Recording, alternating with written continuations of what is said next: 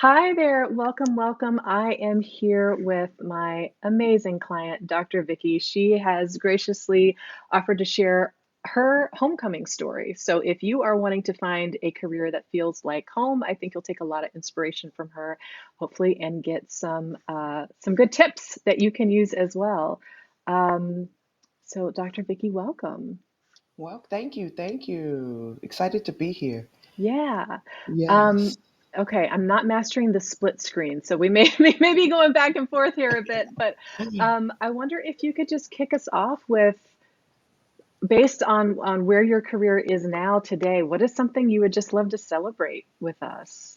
Oh, celebration. I would love to celebrate that I actually released the offering with my homecoming career. Um, and I'm still in the crossface portion, but that I'm actually doing what I said I wanted to do and what brings me joy and excited and can see it have the potential to actually be a career where I can sustain myself and my family, but provide support to the women that I wanted to work with. I love that. I love that. Okay. So I think it could be helpful for folks just to get a little context Okay. around you. Okay. Tell us a little bit, if you would, about what stage are you in your life, in your career, when you Okay. decided like it's time to make this change? Okay. I am a physician and I have worked in numerous different areas of medicine. Integrative medicine is more where I have always landed, which lets me combine the traditional Western medicine with Eastern medicine herbals. So I am about 26 years into being a physician. So, which also puts me smack in the middle of being a mom with teenagers. I'm a wife, being a part of my community. So, a lot of things that require my time that I love, but are time consuming. So, what I have been wanting, probably to be honest, I knew about a decade ago that the medicine and in the way I was practicing was not working for me. But it took me a long period of time to talk myself into transition. I had all the reasons why I shouldn't leave a career that I've put many years into, that I spent a lot of money doing, all of those things. And I decided, it's been about a year now, that it was just time. I could no longer keep doing what I was doing, but because I had a lot of skill sets, I wasn't always focused or understood, like, okay, what is it I want to do? So I spent a lot of time bouncing on, I could do this, I could do that, I could do this, thinking, and then feeling like I could do all of it or feeling horrible because I wasn't doing all of it.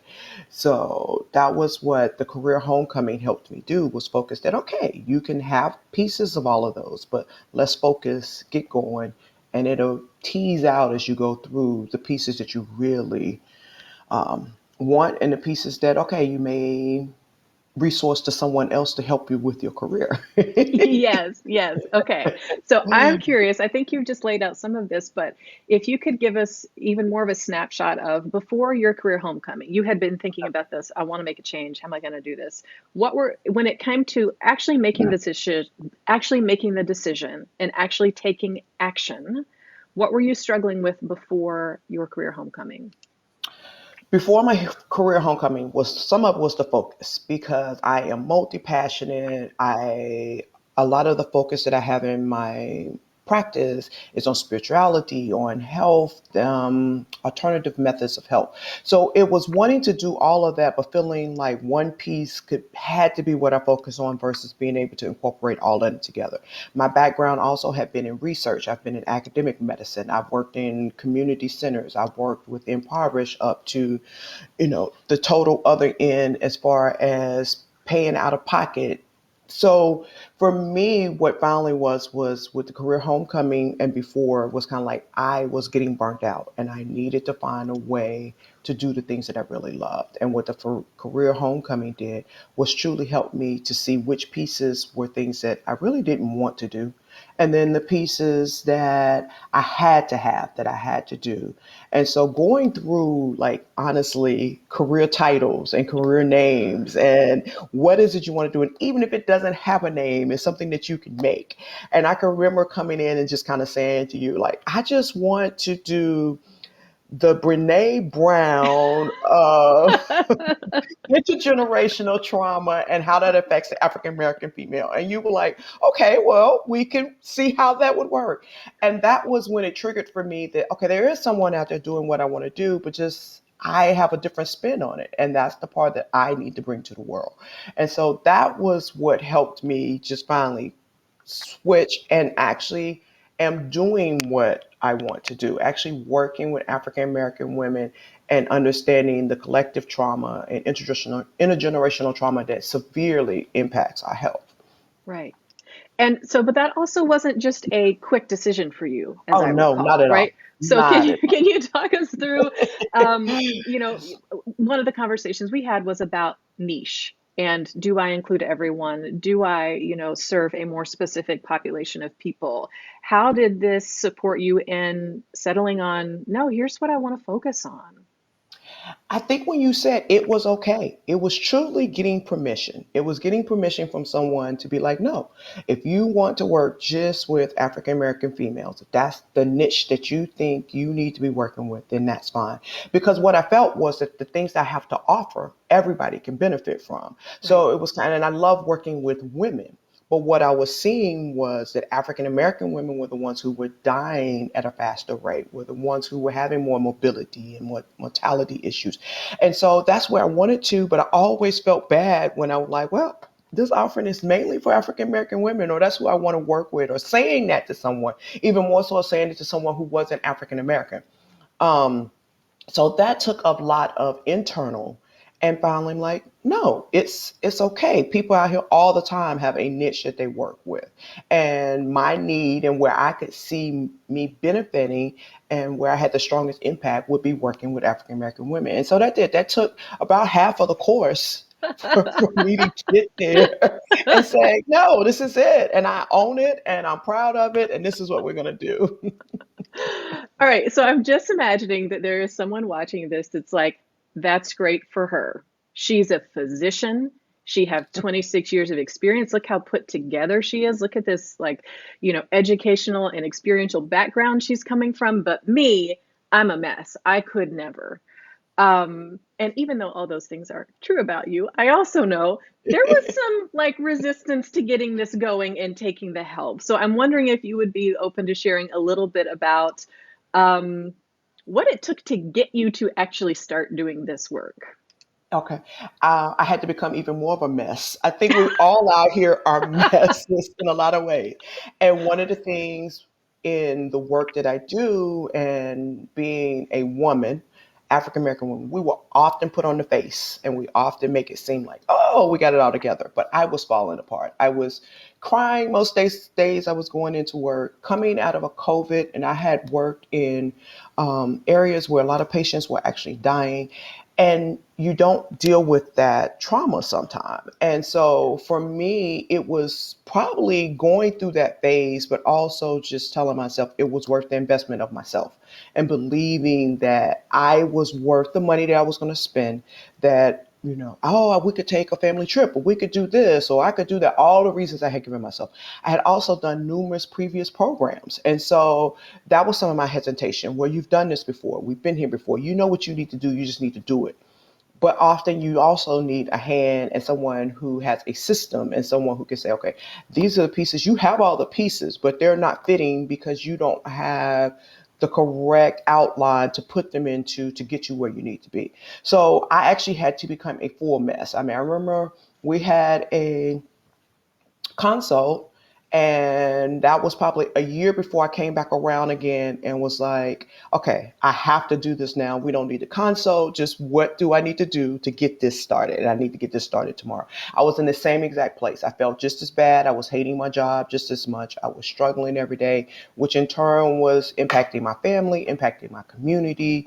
Um, and I was just done. I was done of feeling like all that experience, those 26 years of experience, I was not putting to use. I was not making a difference in my community in the way I wanted to. I wasn't making a difference in me. I could see me as a client. I had become my patient, in the sense that I was just struggling so and literally not wanting to get up out of bed. I mean, it was just, I don't want to go to work. I don't want to go to that place. I don't want that energy. And so it took me a year from the time I initially reached out to you to the time I actually signed up for the course and started it.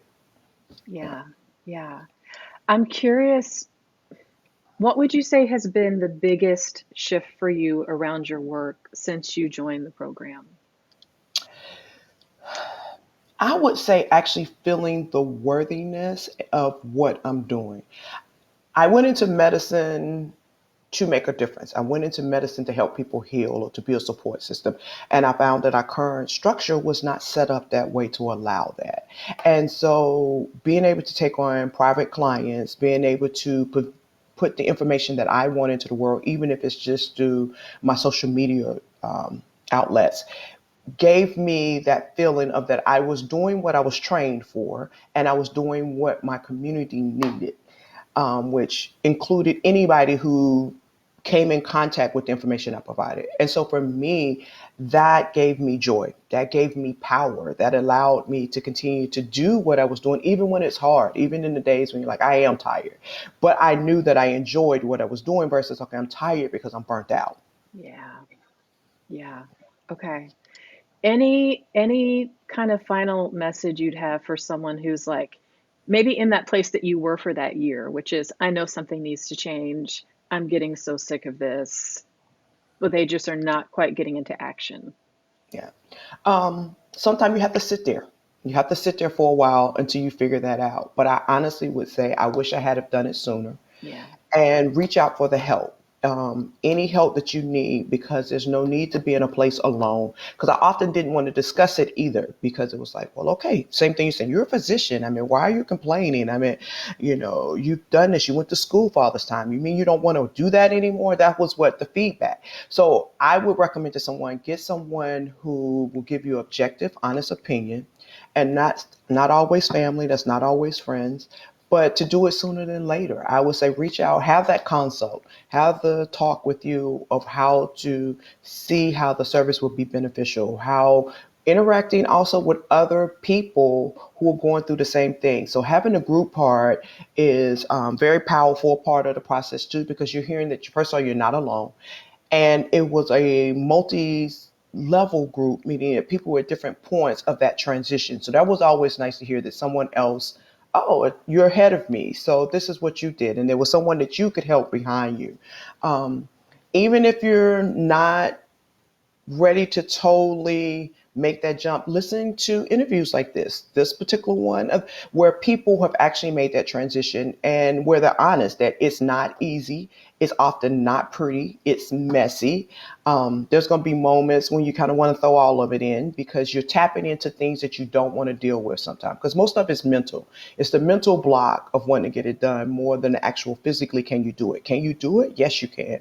Can you make that transition? Can you find a different way to have an income and be happy? You can, but it's the mental block of how we've been told for so long about what our career means, or what, especially as women, what women are supposed to do, and where women, the little spaces that we're supposed to keep ourselves in. So believing that you can is the first step. So even if you're in the bottom of trying to figure this out and you're like falling totally apart, just know that taking that one step often leads to the next step. Absolutely. Take the help. If you are ready to find your way, if you are ready to start your own homecoming story, the help we have today is go watch my free training. Go to ychworkshop.com. See the exact process that Dr. Vicki used that is working for my client. So you can see there actually is a strategy, there is a path, there is a support system to get you from where you are into something that is fulfilling, that does feel like home, and that is going to be satisfying for you long term. All right, Dr. Vicki, thank you so much, and I'm Thank just you. excited to see you continue to step into the homecoming career and do the work you're meant to do. Thank you. Thank you.